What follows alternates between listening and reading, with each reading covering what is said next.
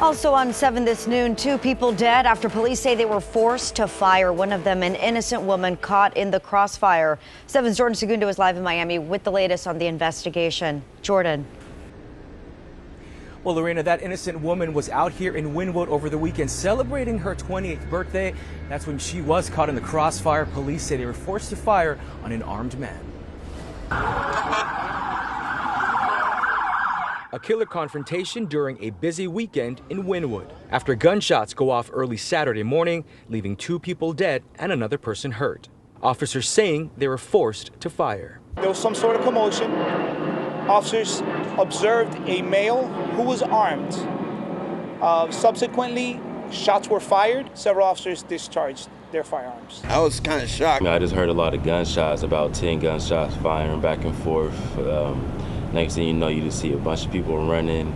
There was cars skirting off, and there was just a lot of noise.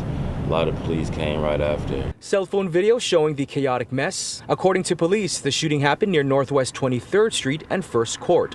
That's where officers fired shots at an armed man, but caught in the crossfire was an innocent woman.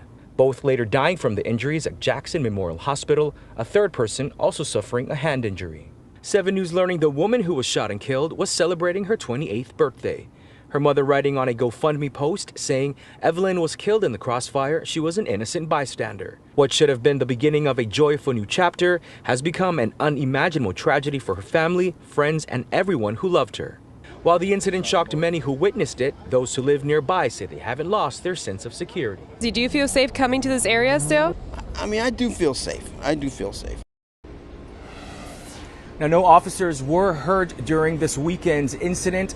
As far as that armed man, his identity has not yet been confirmed. The Florida Department of Law Enforcement has taken over the investigation. And if you would like to help that young woman and her family, that woman who passed away, there is a GoFundMe page, and we have a link posted on our website, WSVN.com. For now, reporting live from Wynwood here in Miami, Jordan Segundo, 7.